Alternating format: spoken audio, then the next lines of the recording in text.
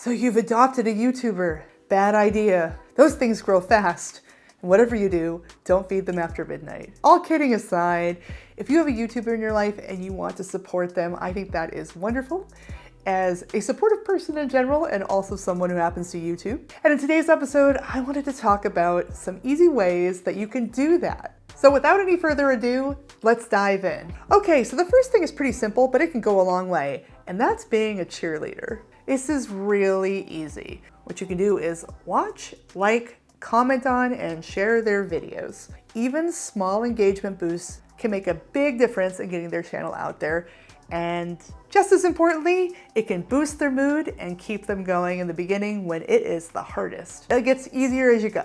The second thing you can do is to offer constructive feedback. Okay, so you gotta be careful with this one though, especially when their channel is young, because like I was saying, it's hard in the beginning. Do this if asked. Don't offer constructive feedback if they haven't asked you. That's the first thing.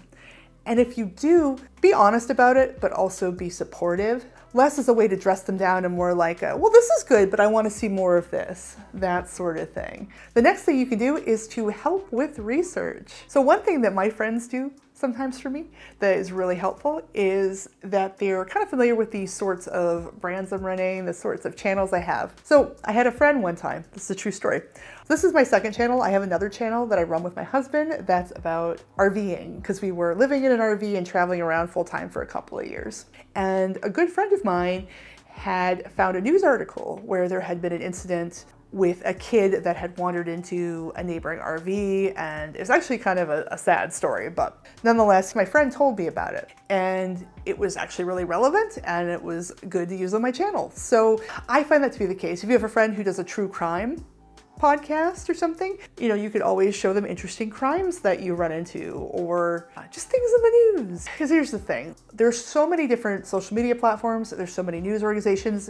We are all so busy, especially content creators who are busy creating and consuming, can't be everywhere all the time.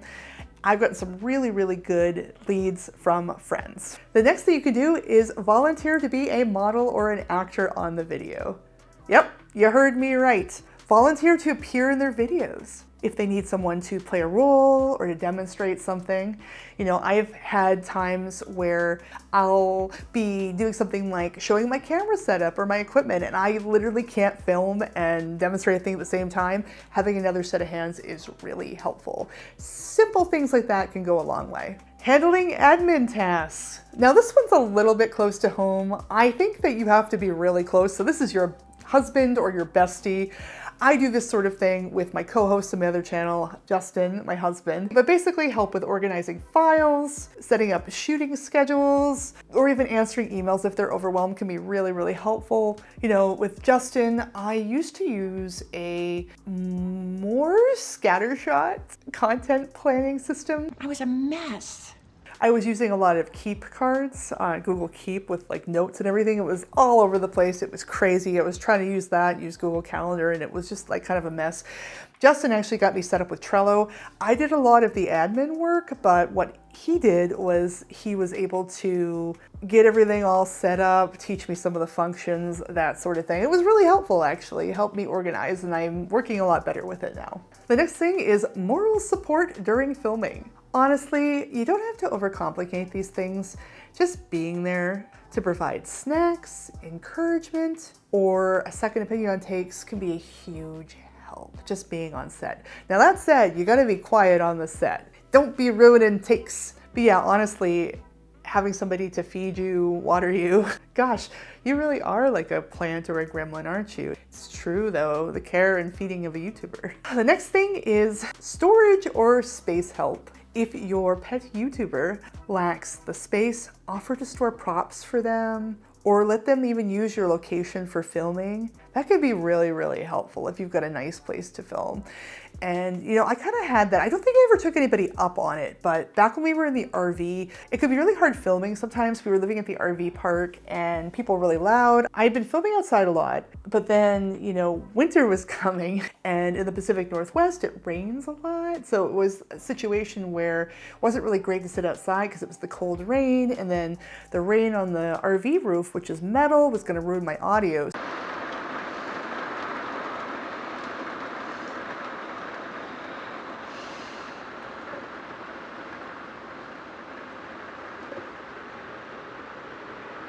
So I was really sweating there for a minute, and I had some friends in the area that have a house, and they'd made kind of an informal offer to me to come over and shoot. We ended up buying a house by the time it really came to a head, but if it hadn't worked out, I would have been taking them up on it, and it would have been a great help. The next thing you can do is to be a sounding board. I've talked about rubber ducking before. Essentially, you just kind of sit there and the person bounces ideas off you, and maybe you're not super opinionated about it.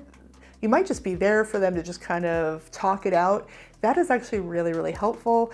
I have lots of friends who do that for me. A lot of that happens virtually, like over different chats, over, Signal or Facebook IM or something like that. That is super, super helpful. I can't tell you how many times I have stumbled onto something just because I've been chatting away, and voila. So excellent help. Excellent care and feeding of the YouTuber in your life. The next one is another one of those ones where they really have to trust you, but if they do, this can actually be really helpful. And that is if you can help manage social media for them. So if they trust you, trust your intentions, trust your skill, you can assist them by replying to comments or scheduling posts. I have one brand within my book of business associated with it, a large paid community, and I have a moderator who does a ton of work for me within that realm, both themselves and also with auto mods and taking care of the auto mods. And it is such a help, and I appreciate it and them so much. It is so helpful. But again, there are very few people that I would trust to do that. I can actually only think of one or two other people in this entire world that I would even think, and they are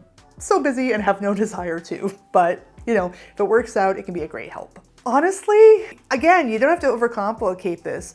Just being patient and understanding can go a long way too. So a lot of people don't know this unless they're a YouTuber or close to one. But filming and editing, when they're done well, it looks effortless, but they take a lot of time. And giving a YouTuber the space and emotional support when they're busy doing those things is invaluable. Just like understanding they're busy and working with that and being a peach about it. Oh my gosh, 10 out of 10 behavior. Such a good thing.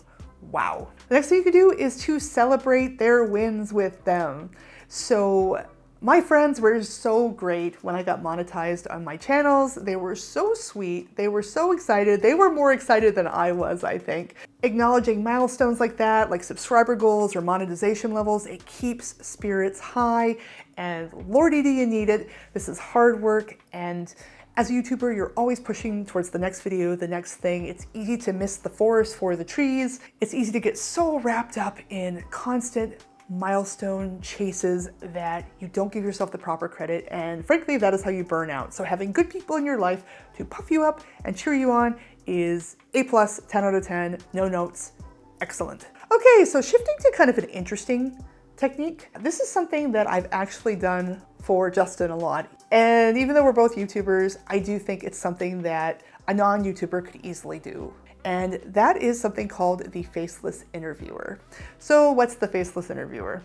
Well, that's when you have one person, the host, sitting in front of the camera like I am now, and then you have another person who would be the person supporting the YouTuber is sitting, behind the camera, like they're the cameraman, except they're asking questions. So you'll see this a lot with interviews, either documentary style interviews or reality TV talking heads.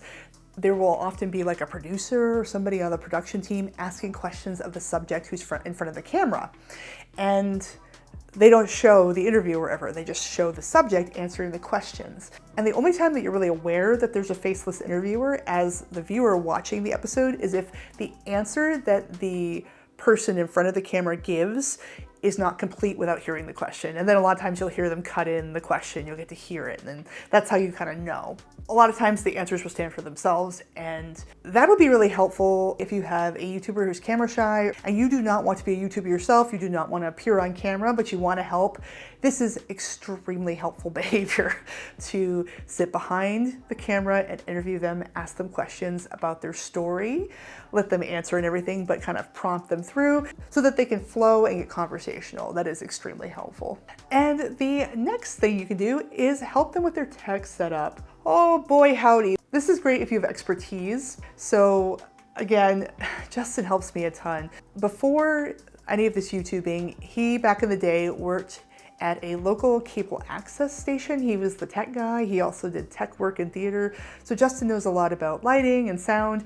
I did not know any of this when I started YouTube. I knew nothing about cameras. Justin has done some photography.